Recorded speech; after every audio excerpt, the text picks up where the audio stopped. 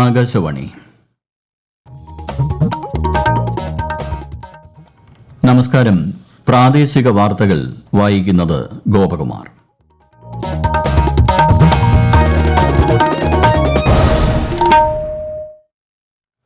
പ്രധാന വാർത്തകൾ. വികസിത ഭാരതം എന്ന ലക്ഷ്യം 2047 കൈവരിക്കുന്നതിനായി ഇന്ത്യ അതിവേഗം മുന്നോട്ടു പോവുകയാണെന്ന് പ്രധാനമന്ത്രി നരേന്ദ്രമോദി. രാഷ്ട്രപതിയുടെ അഭിസംബോധനയിന്മേലുള്ള നന്ദിപ്രമേയ ചർച്ചകൾ പാർലമെന്റിന്റെ ഇരുസഭകളിലും നടന്നു. എക്സാലോജിക് വിഷയത്തിൽ നിയമസഭയിൽ പ്രതിപക്ഷ പ്രതിഷേധം. അടിയന്തര പ്രമേയ നോട്ടീസിന് സ്പീക്കർ അനുമതി നിഷേധിച്ചു. സഭാ നടപടികൾ ബഹിഷ്കരിച്ച് പ്രതിപക്ഷം. 2023 സാമ്പത്തിക അവലോകന റിപ്പോർട്ട് നിയമസഭയുടെ മേശപ്പുറത്ത് വച്ചു. ആഭ്യന്തര ഉത്പാദനത്തിൽ സംസ്ഥാനം വളർച്ച നേടിയതായും റവന്യൂ കമ്മിയിലും ധനക്കമ്മിയിലും കുറവ് വന്നതായും റിപ്പോർട്ട്. വയനാട് മാനന്തവാടിയിൽ ഭീതി പരത്തിയ കാട്ടാനയെ മയക്കുപിടിവച്ചു. ആനയെ ബന്ദിപ്പൂരിലേക്ക് കൊണ്ടുപോകും. ഇന്ത്യ ഇംഗ്ലണ്ട് രണ്ടാം ക്രിക്കറ്റ് ടെസ്റ്റിന്റെ ഒന്നാം ദിനം കളി അവസാനിക്കുമ്പോൾ ഇന്ത്യ 6 വിക്കറ്റിന് 336 റൺസ് എന്ന നിലയിൽ. വാർത്തകൾ വിശദമായി. 2047 വികസിത ഭാരതം എന്ന ലക്ഷ്യം കൈവരിക്കുന്നതിനായി ഇന്ത്യ അതിവേഗം മുന്നോട്ടു പോവുകയാണെന്ന് പ്രധാനമന്ത്രി നരേന്ദ്രമോദി. ലോകത്തെ മൂന്നാമത്തെ വലിയ സമ്പദ് വ്യവസ്ഥയായി ഇന്ത്യ വരും വർഷങ്ങളിൽ മാറുമെന്നും അദ്ദേഹം പ്രത്യാശ പങ്കുവച്ചു. ന്യൂഡൽഹിയിലെ ഭാരത് മണ്ഡപത്തിൽ ഭാരത് മൊബിലിറ്റി ഗ്ലോബൽ എക്സ്പോയെ അഭിസംബോധന ചെയ്യുകയായിരുന്നു പ്രധാനമന്ത്രി. ലോകത്തിന്റെ സാമ്പത്തിക ശക്തികേന്ദ്രമായി ഇന്ത്യ മാറുകയാണെന്നും ഗതാഗത മേഖലയ്ക്ക് ഇതിൽ നിർണായക പങ്കുവഹിക്കാനാകുമെന്നും പ്രധാനമന്ത്രി പറഞ്ഞു. വാഹന നിർമ്മാണ, ഗതാഗത മേഖലകളിൽ രാജ്യത്തിന്റെ ശേഷി പരിചയപ്പെടുത്തുന്ന പ്രദർശനത്തിൽ വിദേശ രാജ്യങ്ങളിൽ നിന്നുൾപ്പെടെ 800-ലധികം പ്രദർശകർ പങ്കെടുക്കുന്നുണ്ട്. രാഷ്ട്രപതിയുടെ അഭിസംബോധനയിന്മേലുള്ള നന്ദിപ്രമേയ ചർച്ചകൾ പാർലമെന്റിന്റെ ഇരുസഭകളിലും ഇന്ന് നടന്നു. ലോക്സഭയിൽ ബിജെപി എംപി ഹീന ഗവിത് ചർച്ചയ്ക്ക് തുടക്കം കുറിച്ചു. വനിതകളുടെയും കർഷകരുടെയും പാവപ്പെട്ടവരുടെയും യുവജനങ്ങളുടെയും ക്ഷേമത്തിനായി കേന്ദ്ര സർക്കാർ സ്വീകരിച്ച നടപടികൾ അവർ സഭയിൽ ചൂണ്ടിക്കാട്ടി. അതേസമയം കേന്ദ്ര സർക്കാർ പ്രതിപക്ഷത്തെ ദുർബലപ്പെടുത്താൻ ഇഡി പോലെയുള്ള സർക്കാർ സംവിധാനങ്ങളെ ദുരുപയോഗം ചെയ്യുന്നതായി കോൺഗ്രസ് നേതാവ് ഗൌരവ് ഗൊഗോയ് ചർച്ചയിൽ ആരോപിച്ചു. രാജ്യസഭയിൽ ബിജെപി എംപി കവിത പാട്ടിതാർ ആണ് ചർച്ചയ്ക്ക് തുടക്കം കുറിച്ചത്. ദാരിദ്ര്യ നിർമ്മാർജ്ജനത്തിലെ കേന്ദ്ര നേട്ടം ഉൾപ്പെടെ എംപി സഭയിൽ ചൂണ്ടിക്കാട്ടി. എന്നാൽ രാജ്യത്ത് തൊഴിലില്ലായ്മ വർദ്ധിക്കുന്നതായി പ്രതിപക്ഷ നേതാവ് മല്ലികാർജ്ജുൻ ഖാർഗെ ആരോപിച്ചു. മണിപ്പൂരിലെ അക്രമ സംഭവങ്ങളിലും അദ്ദേഹം കേന്ദ്ര സർക്കാരിനെതിരെ വിമർശനം ഉന്നയിച്ചു. സംസ്ഥാനത്തെ ആഭ്യന്തര ഉത്പാദനം കഴിഞ്ഞ സാമ്പത്തിക വർഷത്തിൽ 6.6% വളർച്ച നേടിയതായി സാമ്പത്തിക അവലോകന റിപ്പോർട്ട്. റവന്യൂ കമ്മി മുൻ വർഷം 2.23% 2022-23 0.88% കുറഞ്ഞിട്ടുണ്ട്. ധനകമ്മിയും 3.99 നിന്ന് 2.44% കുറഞ്ഞു. 2023 സാമ്പത്തിക അവലോകന റിപ്പോർട്ട് ധനമന്ത്രി കെ എൻ ബാലഗോപാൽ നിയമസഭയുടെ മേശപ്പുറത്ത് വച്ചു. ആരോഗ്യ സൂചിക, സുസ്ഥിര വികസന സൂചിക എന്നിവയിൽ രാജ്യത്ത് ഒന്നാം സ്ഥാനത്ത് നിൽക്കുന്ന സംസ്ഥാനം കേരളമാണ്. ദാരിദ്ര്യ നിരക്ക് ഏറ്റവും കുറഞ്ഞ സംസ്ഥാനങ്ങളിൽ കേരളം രണ്ടാം സ്ഥാനത്താണെന്നും റിപ്പോർട്ടിൽ പറയുന്നു. സംസ്ഥാനത്തിന്റെ വായ്പാ പരിധി വെട്ടിക്കുറയ്ക്കുകയും ഗ്രാന്റുകൾ തടഞ്ഞുവയ്ക്കുകയും ചെയ്യുന്ന സമീപനത്തിൽ നിന്നും കേന്ദ്ര സർക്കാർ പിന്തിരിയണം എന്നാവശ്യപ്പെടുന്ന പ്രമേയം നിയമസഭ പാസാക്കി. ധനമന്ത്രി കെ എൻ ബാലഗോപാലാണ് പ്രമേയം അവതരിപ്പിച്ചത്. ധനകാര്യ കമ്മീഷന്റെ ശുപാർശകളെ മറികടന്നുകൊണ്ട് കേരളത്തിന്റെ വായ്പാ പരിധി കേന്ദ്രം 2021-22 മുതൽ മുൻകാല പ്രാബല്യത്തോടെ വെട്ടിച്ചുരുക്കിയതായി പ്രമേയത്തിൽ പറയുന്നു. എക്സാലോജിക് വിഷയത്തിൽ അടിയന്തര പ്രമേയ നോട്ടീസിന് അനുമതി നിഷേധിച്ചതിൽ പ്രതിഷേധിച്ച് പ്രതിപക്ഷം സഭ ബഹിഷ്കരിച്ചു.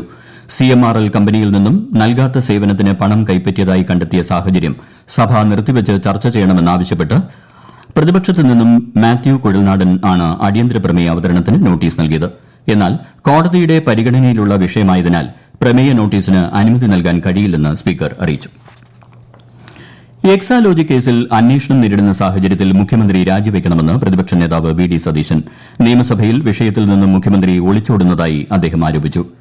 മുഖ്യമന്ത്രിക്കും കുടുംബത്തിനുമെതിരെ ഗുരുതര ആരോപണമാണ് ഉയർന്നിരിക്കുന്നതെന്നും മുഖ്യമന്ത്രിക്കെതിരെ നിയമസഭയിൽ ഒരു വാക്കും പറയാൻ പാടില്ല എന്ന സമീപനം ഭരണപക്ഷം സ്വീകരിക്കുന്നതായും അദ്ദേഹം കുറ്റപ്പെടുത്തി. ഈ വാർത്തകൾ ആകാശവാണിയിൽ നിന്ന്. കേന്ദ്ര ബജറ്റ് നിരാശാജനകമെന്ന് സിപിഐഎം സംസ്ഥാന സെക്രട്ടറി എം വി ഗോവിന്ദൻ. കടമെടുപ്പ് പരിധി വർദ്ധിപ്പിക്കണമെന്നത് ഉൾപ്പെടെയുള്ള സംസ്ഥാനത്തിന്റെ ആവശ്യങ്ങൾ കേന്ദ്രം അംഗീകരിച്ചില്ലെന്നും അദ്ദേഹം തിരുവനന്തപുരത്ത് വാർത്താസമ്മേളനത്തിൽ പറഞ്ഞു. എക്സാലോജിക്കുമായി ബന്ധപ്പെട്ട കേസ് രാഷ്ട്രീയ പ്രേരിതമാണെന്നും അതിനെ രാഷ്ട്രീയമായും നിയമപരമായും നേരിടുമെന്നും ശ്രീ എം വി ഗോവിന്ദൻ അറിയിച്ചു. എക്സാലോജിക് വിഷയത്തിൽ മുഖ്യമന്ത്രി പിണറായി വിജയൻ രാജിവെക്കണമെന്ന ആവശ്യമുയർത്തി ബിജെപി സംസ്ഥാന അധ്യക്ഷൻ കെ സുരേന്ദ്രൻ. മുഖ്യമന്ത്രിയിൽ നിന്നും വഴിവിട്ട സഹായം ലഭിക്കാനാണ് കരിമണൽ കമ്പനി എക്സാലോജിക്കിന് പണം നൽകിയതെന്നും അദ്ദേഹം ആരോപിച്ചു. ഇടക്കാല കേന്ദ്ര ബഡ്ജറ്റിൽ കേരളത്തിന് കഴിഞ്ഞ തവണ ലഭിച്ചതിനേക്കാളും 2220 കോടി രൂപ നികുതി വിഹിതത്തിൽ മാത്രം അധികമായി ലഭിക്കുമെന്നും സംസ്ഥാനത്തിന്റെ റെയിൽവേ വികസനത്തിൽ UPA സർക്കാരിനേക്കാൾ 7 ഇരട്ടി അധികമാണ് ഇത്തവണത്തെ ബഡ്ജറ്റിൽ പ്രഖ്യാപിച്ചതെന്നും ശ്രീ സുരേന്ദ്രൻ വ്യക്തമാക്കി. ലഹരി ഇടപാടുമായി ബന്ധപ്പെട്ട കള്ളപ്പണ വെളുപ്പിക്കൽ കേസിൽ ബിനീഷ് കോടിയേരിയുടെ ജാമ്യം റദ്ദാക്കണമെന്ന എൻഫോഴ്സ്മെന്റ് ഡയറക്ടറേറ്റിന്റെ ഹർജി തള്ളി സുപ്രീംകോടതി. കഴിഞ്ഞ 3 വർഷത്തിനിടെ ബിനീഷ് ജാമ്യം ഒരു രീതിയിലും ദുരുപയോഗം ചെയ്തിട്ടില്ലെന്ന് കോടതി നിരീക്ഷിച്ചു. കർണാടക ഹൈക്കോടതി 2021 ഒക്ടോബറിലാണ് ബിനീഷ് കോടിയേരിക്ക് ജാമ്യം അനുവദിച്ചത്. വയനാട് മാനന്തവാടിയിൽ ഭീതി പരത്തിയ കാട്ടാനയെ മയക്കുവെടിവെച്ചു. വെറ്ററിനറി സർജൻ അനീഷ് മോഹൻദാസിന്റെ നേതൃത്വത്തിലാണ് മയക്കുവെടിവെച്ചത്. ആനയെ കർണാടകയിലെ ബന്ദിപ്പൂരിലേക്ക് കൊണ്ടുപോകും. മാനന്തവാടിയിൽ ഇന്ന് വെളുപ്പിനിറങ്ങിയ കാട്ടാന 12 മണിക്കൂറിലധികം നേരമാണ് ജനവാസ മേഖലയിൽ നിലയുറപ്പിച്ചത്. കൊല്ലം പരവൂർ സ്വദേശിയായ 4 വയസ്സുകാരന് ഷിഗല്ല വൈറസ് ബാധ സ്ഥിരീകരിച്ച സാഹചര്യത്തിൽ ഭക്ഷണപാനീയങ്ങൾ ഉപയോഗിക്കുന്നതിൽ ജനങ്ങൾ ജാഗ്രത പാലിക്കണമെന്ന് ജില്ലാ ആരോഗ്യവകുപ്പ് നിർദ്ദേശിച്ചു. പാൽ, മുട്ട, മത്സ്യ മാംസങ്ങൾ തുടങ്ങിയ ശീതീകരിച്ച് സൂക്ഷിക്കുന്ന ഭക്ഷ്യവസ്തുക്കളിൽ ഷിഗല്ല ബാക്ടീരിയ കൂടുതൽ കാലം ജീവിച്ചിരിക്കുമെന്നതിനാൽ ഇവയുടെ ഉപയോഗത്തിൽ കൂടുതൽ ശ്രദ്ധ അനിവാര്യമാണെന്ന് മുന്നറിയിപ്പ് നൽകി.